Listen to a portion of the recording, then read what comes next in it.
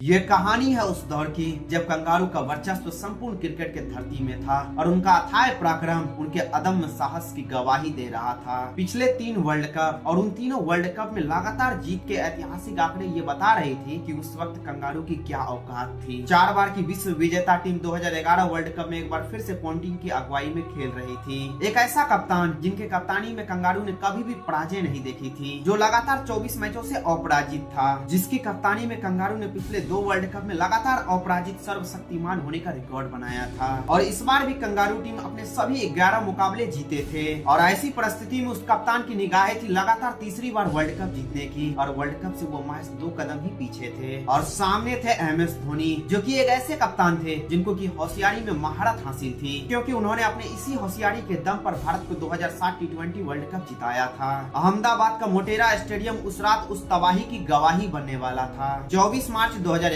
आज के दिन या तो कंगारू का घमंड टूटने वाला था या फिर वो घमंड हमेशा के लिए जारी रहने वाला था। टीम इंडिया को एक तरफ से जहां होम एडवांटेज था, वहीं दूसरी तरफ कंगारू को एडवांटेज से कोई मतलब ही नहीं था। जिनके सामने होम किसी का भी हो, एडवांटेज तो उनका ही होता था। पिछले 3 वर्ल्ड कप से अपराजित कंगारू आज टीम इंडिया के समक्ष खड़े थे और ऐसे हालात में उनके ये आंकड़े बता रहे थे कि होम किसी का भी हो, राज तो कंगारुओं का ही होता है। क्रिकेट कहीं पर भी हो, पिछले 3 वर्ल्ड कप से राजा हमेशा कंगारू ही होता था। और ऐसे ही हालात और इन्हीं बयानों के बीच में 2003 वर्ल्ड कप का वो हार हमारे आंखों के सामने बार बार आ रहा था। अहमदाबाद का मोटेरा स्टेडियम उस दिन घमंड के तबाही का गवाही बनने वाला था। नमस्कार दोस्तों, आप देख रहे हैं अर्जुन शर्मा XY3 के एक स्पेशल एपिसोड, कहानी अपराजय कंगारू के घमंड के सर्वनाश की। 24 मार्च 2011 वर्ल्ड कप 2011 का क्वार्टर फाइनल मैच। एक और जहां दिग्गजों से लैस कंगारू टीम थी, वहीं दूसरी ओर MS धोनी की नई नवेली टीम इंडिया। कंगारुओं के पास अपने रफ्तार से कहर बरपाते तेज गेंदबाज थे, तो बल्लेबाजी में एक निडर पराक्रमी बल्लेबाजी क्रम। वहीं दूसरी ओर कप्तान महेंद्र सिंह धोनी द्वारा तैयार की गई नई नवेली टीम इंडिया थी, जिनमें कुछ के पास अनुभव, पराक्रम और विश्व का सबसे कीर्तिमान खिलाड़ी होने का गौरव था।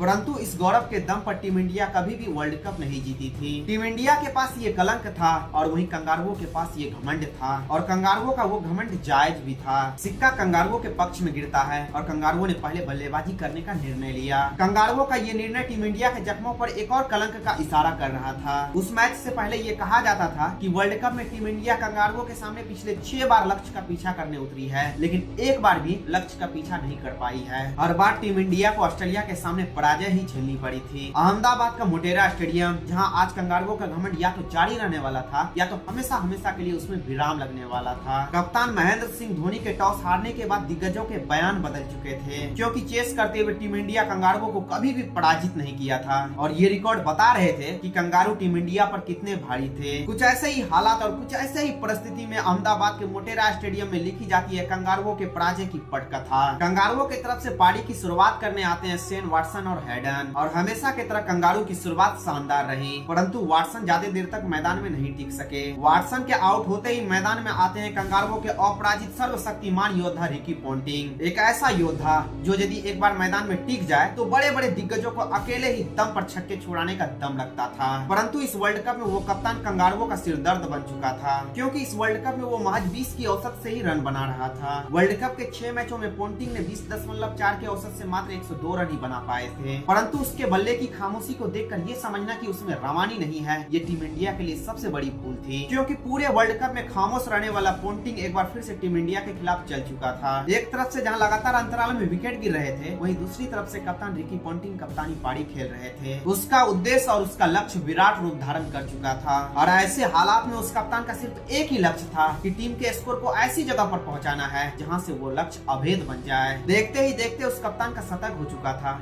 और कंगारू टीम का स्कोर भी 260 रनों के एक सम्मानजनक स्कोर तक पहुंच चुका था। अब टीम इंडिया के पास 261 रनों का लक्ष्य था, परंतु ये लक्ष्य कंगारू गेंदबाजों के सामने 300 रनों से कम नहीं था। मोटेरा के इस धरती में कंगारू का वो घमंड आज या तो ध्वस्त होने वाला था या हमेशा हमेशा के लिए जीवित रहने वाला था। टीम इंडिया के गेंदबाजों ने अपना काम कर दिया था, अब बारी थी टीम इंडिया के बल्लेबाजों की। टीम इंडिया की ओर से पारी की शुरुआत करने आते हैं सचिन और सहवाग। टीम इंडिया की शुरुआत कुछ खास नहीं रही, क्योंकि 44 रनों के भीतर ही टीम इंडिया ने सहवाग के रूप में अपना पहला विकेट खो दिया। लेकिन गंभीर और क्रिकेट का भगवान टीम इंडिया को संभालने का प्रयास करते हैं, परंतु सॉन्टेट का एक गेंद क्रिकेट के भगवान को भी पवेलियन का रास्ता दिखा देती है। ऐसे हालात में टीम इंडिया अपने दोनों ही ओपनर्स को खो चुकी थी। एक के बाद एक टीम इंडिया के विकेट गिर रहे थे। ओपनर ओपनर्स के आउट होने के बाद गंभीर और विराट भी टीम इंडिया का साथ छोड़ चुके थे। 168 रनों के स्कोर पे इंडिया अपने 4 विकेट खो चुकी थी और अब अगले 101 गेंदों में टीम इंडिया को 93 रनों की जरूरत थी, जो कि असंभव नहीं था, परंतु कंगारू गेंदबाजों के सामने आसान भी नहीं था। 101 गेंदों में 93 रन बनाने के लिए क्रीज पर मौजूद थे टीम इंडिया का कप्तान MS धोनी और टीम इंडिया का जान युवराज सिंह, परंतु 187 रनों के स्कोर में टीम इंडिया का कप्तान भी टीम इंडिया का साथ छोड़ चुका था।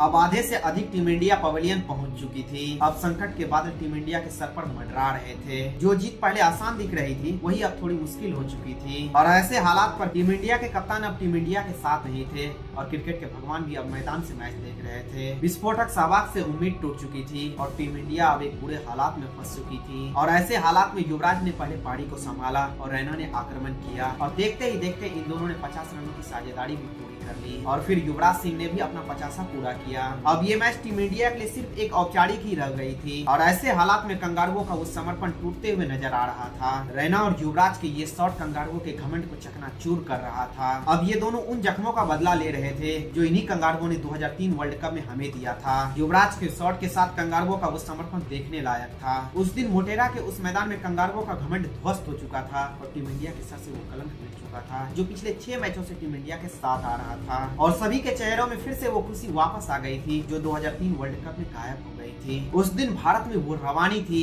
जो 2003 वर्ल्ड कप में खो चुकी थी। कुछ इसी जीत के साथ टीम इंडिया सेमीफाइनल में दस्तक दे चुकी थी और अब सेमीफाइनल में टीम इंडिया का टक्कर होने वाला था पड़ोसी देश पाकिस्तान से। और उस मैच में क्या क्या हुआ यदि आप ये जानना चाहते हैं तो कमेंट बॉक्स में जरूर लिखें, मैं आपके लिए ये वीडियो जरूर बनाऊंगा। तब तक के लिए टेक केयर एंड बाय, फिर मिलते हैं नेक्स्ट वीडियो में।